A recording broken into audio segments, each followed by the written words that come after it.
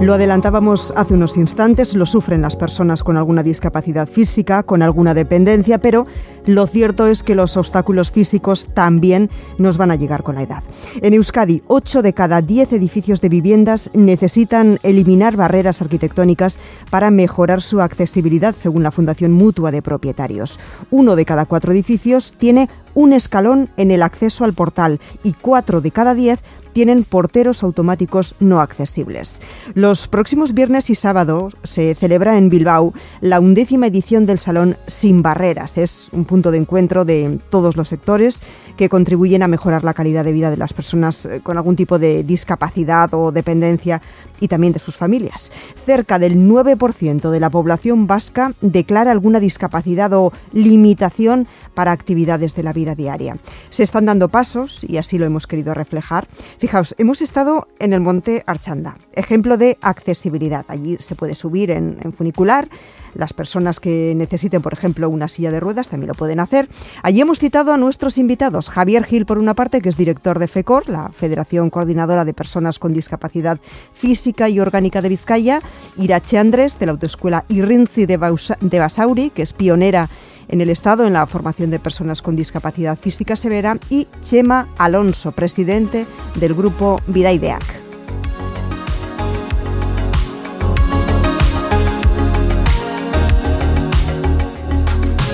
Javier, nos hemos venido hasta Archanda, es un ejemplo claro de lo accesible que es la ciudad, o al menos algunos de los transportes en la villa de Bilbao. Esto pone de manifiesto que cada vez las ciudades, los municipios en general, se están acercando más a las necesidades y a los derechos, por tanto, de las personas con discapacidad, de las personas con una dependencia. Pues sí, la verdad es que poco a poco se van consiguiendo cosas. Sí que es cierto que es un poco la pena que tenemos un poco los que estamos en este tipo de colectivos, que va todo, en nuestra opinión, demasiado despacio. Esto va calando, va llevando tiempo. Esto es como el sirimiri que solíamos tener antes, igual ahora ya no tanto. Va calando, pero sí que es cierto que se necesita todavía tiempo y se necesita recorrido para tener ciudades totalmente accesibles para todos los colectivos. A mí me gustaría hoy dirigirnos a las personas que quizás tengan una dependencia o una discapacidad, o quizás sean familiares, amigos, amigas de esas personas, o quizás no les toque, al menos por el momento, pero sí en un futuro, ¿no, Javier? Sí, hombre, nosotros al final, como FECOR, somos la Federación Coordinadora de Personas con Discapacidad Física y Orgánica de Vizcaya. Sí que es cierto que en nuestro colectivo, pues bueno, nosotros coordinamos la labor de 20 asociaciones, representamos, por decirlo, a cerca de 10.000 socios, pero sí que es verdad que conforme nos vamos haciendo mayores, sí que nuestro nivel de dependencia, por decirlo de alguna manera, va creciendo. Y no solo tenemos a esta gente que según va haciéndose mayor va a sufrir un poco este tema, sino que, como bien decías, pues están todos sus familiares que también tienen que sufrir de alguna manera todas estas dificultades que nos vamos encontrando. Bueno, estamos justo en Archanda, sentados todos en un banco. La verdad es que la fotografía es curiosa, incluso las oyentes probablemente puedan escuchar algún pajarito, pero queríamos trasladarnos aquí precisamente para trasladar una sensación de movilidad a la audiencia. Irache, vosotras lleváis 30 años formando a las personas que tienen algún tipo de discapacidad en la autoescuela. Si yo te preguntara en estos 6 lustros, en estas 3 décadas, ¿cómo han cambiado las cosas? ¿Qué me dirías? Pues muchísimo, más de 30 años. Concretamente, bueno, José Mari, nuestro director, lleva más de 30 años y han cambiado muchísimo las cosas. Nosotros, concretamente, en el año 2008, bueno, pues teníamos diferentes alumnos con los que no podíamos continuar dando clases prácticas por sus necesidades. Las adaptaciones que había en España no correspondían, no podían utilizarlas ellos. Entonces, bueno, pues fue un punto de inflexión, ¿no? Estuvimos mirando en Europa, vimos que existía esa posibilidad de conducción con joystick para discapacidades severas y nos aventuramos, nos arriesgamos a aquí, sin estar nada de todo ello contemplado, pues comprar un vehículo, ir a Alemania, instalar el sistema SPY-Drive y lógicamente formarnos nosotros ahí también en Alemania para ese tipo de conducción y ese tipo de formación. Y cuando llegamos aquí, pues nada contemplado, homologado el vehículo, nada de nada, todo eran negativas de que no se podía, nos costó mucho lógicamente, pero bueno, al final, tras un año de mucha lucha, pues homologamos nuestro vehículo, que en aquel momento pues era un Ford Mondeo, conducción con joystick, y luego ya pues también con otro alumno que hizo de conejillo de Indias, pues pudimos demostrar ante la Jefatura Provincial de Tráfico de Vizcaya que efectivamente ese tipo de conducción era lo que a él le daba, ¿no?, su solución a su necesidad, que mucho más seguro incluso que un vehículo normal y corriente, ¿no?, salido de un fabricante por ese sistema. Y ¿por qué no? Si en Europa, en Alemania concretamente se podía, ¿por qué en España no? Sí, estábamos amparados mediante unos códigos armonizados, ¿no?, que existían en Europa. Claro, has mencionado joystick, quizá deberíamos explicar, aunque sea en 10 segundos, qué es. Bueno, la conducción con joystick es una adaptación completamente personalizada. Es para gente que no puede mover el volante, girar la dirección, porque no tiene brazos, porque no los tiene funcionales.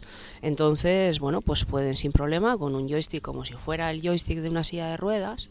Lo que pasa que lógicamente pues mucho más sensible, va a ser dentro de un vehículo a una velocidad pues lógicamente mayor y entonces requiere su formación. Ese joystick puede ser de 2 vías, puede ser de 4 vías, quiere decir que puedo accionar la dirección mediante el joystick, el volante, quiere decir que puedo frenar y acelerar con ese joystick sin yo utilizar pues ni piernas, ni brazos, al menos un miembro solamente necesitaríamos útil. Ahora mismo concretamente tenemos a una alumna de Barcelona, justo semanita está en su casa, está en Barcelona, pero se ha ido el viernes pasado. Y pues para que os pongáis en situación, mide 95 centímetros, no tiene brazo derecho, el brazo izquierdo termina en lo que es la articulación del codo, y con eso, porque no tiene manos, y con esa articulación del codo le hemos instalado donde ella encaja, para que me entendáis, y acciona el joystick con eso. Funciones secundarias como luces intermitentes, claxon y demás, pues va a ser todo control por voz. Wow.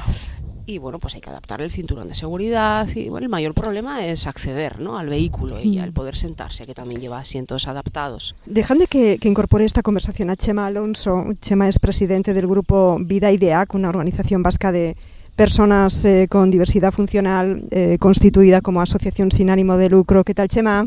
Sí, bueno, bien. Bienvenido. Os quería preguntar, empezando contigo, Chema, que todo esto dota de muchísima autonomía, primero seguridad, autonomía e independencia a las personas. Claro, ese es el objetivo definitivo total de cualquier política social y de movilidad con mayúscula que se precie, ¿verdad? Claro. Intentar que las personas puedan determinar su vida, bueno, siquiera como el resto, digamos, de la ciudadanía, ¿no? Y bueno, yo creo que en ese sentido, por los avances tecnológicos, pero sobre todo la determinación política de avanzar hacia una accesibilidad universal que decimos nosotros, es ya algo políticamente sentido, aunque todavía se ven pues que queda en el lenguaje de lo políticamente correcto, sí, ¿verdad? Sí. Pero no está socializado en el conjunto de la sociedad, de la ciudadanía, ¿no? Y bueno, esto hace que lo que son soluciones tecnológicas que deberían de precipitarnos a un marco de accesibilidad total, pues todavía no pueda ser ejercido por las personas que presentan alguna diversidad como un hecho cotidiano, ¿no?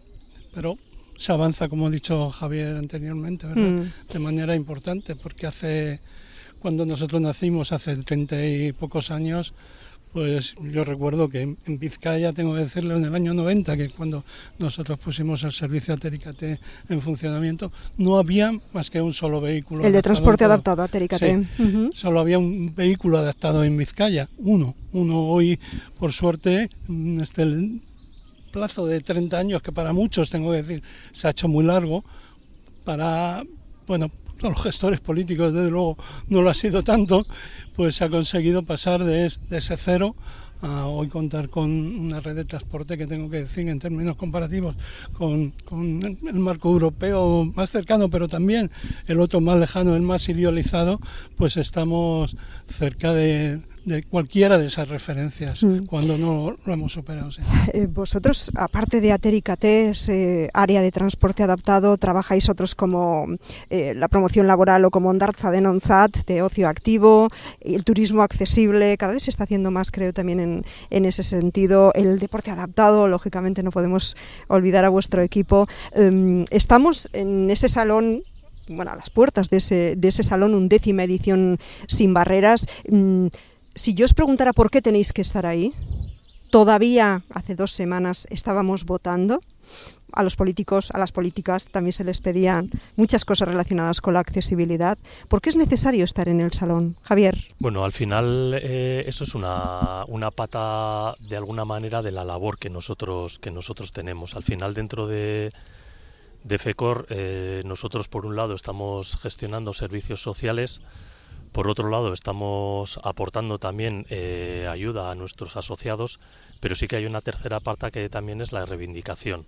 Y dentro de esa reivindicación, cualquier escaparate que nos permita a nosotros, por un lado, mostrar qué hacemos, mostrar cuáles son los problemas que tienen nuestros asociados o las asociaciones que forman parte de FECOR, y además entender qué es lo que se mueve, digamos, en nuestro ecosistema, pues es algo fundamental. O sea, vamos a estar en contacto con gente que tiene problemas similares a los nuestros o que tiene soluciones para esos problemas que nosotros tenemos. Entonces consideramos algo fundamental estar presentes y estar, como decía, en contacto dentro de ese ecosistema de personas con discapacidad y en este caso concreto en la parte de la accesibilidad.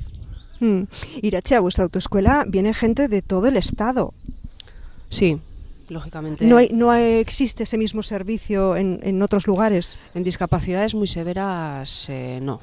No. Nosotros tenemos diferentes vehículos adaptados y bueno, de ahí también la necesidad, ¿no?, de IRINCHI Soluciones Adaptadas, que es el taller de adaptación de vehículos y venta de vehículos adaptados. Me llama la atención, perdóname, antes de la grabación nos decíais que al día tenéis una media aproximada de 10 alumnas, ¿no?, con discapacidad. Sí, con diferentes discapacidades. Es muchísimo. Sí. Al final, claro, entre obtenciones de permisos de conducir y revisiones de permiso. Ajá. Revisión de permiso es cuando una persona, debido a una enfermedad, un accidente, pues ha perdido, ¿no?, una actitud psicofísica. Para que ese permiso de conducir vuelva a quedar otra vez vigente, porque quedaría invalidado, hay que hacer una revisión de permiso. Entonces, bueno, es como nosotros trabajamos como mensualmente, ¿no? Los exámenes o pruebas conjuntas donde van a determinar que efectivamente las adaptaciones que necesitan son las correctas, pues se hacen aquí en Vizcaya pues una vez el primer jueves de cada mes. Entonces, en base a eso, pues también trabajamos, ¿no?, en base a esas fechas. Sí. Chema, a mí me gustaría preguntarte por el empleo.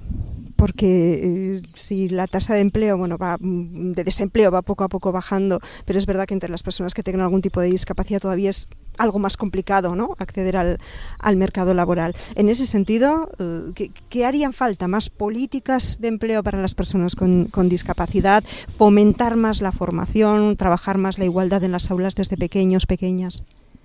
Bueno, la etiología de la exclusión laboral es compleja, pero por decir así, hay algunos frentes que deberían ser abordados desde la esfera pública de una manera más decisiva. Hay un problema claro de prejuicio en las culturas de empresa que hacen desvalorizar per se a las personas con diversidad funcional. Es decir, hay un rechazo funcional primario, ¿no? Van a coger más bajas, no sabemos si podemos adaptar este puesto o este otro, para que me voy a meter en jaleos, luego sale mal la cosa y yo soy el que he decidido. Bueno, eso en la cultura de empresa vasca todavía hay rémoras importantes para provocar la plena inclusión. Y a otro nivel, las políticas públicas, a mi modo de ver, son absolutamente desacertadas en lo que tienen que ver con la promoción, digamos, del empleo de las personas con discapacidad. No se fomenta en absoluto precisamente la reducción del prejuicio mediante la estadía ni siquiera temporal de las personas en las empresas para poder demostrar su valía, ¿no?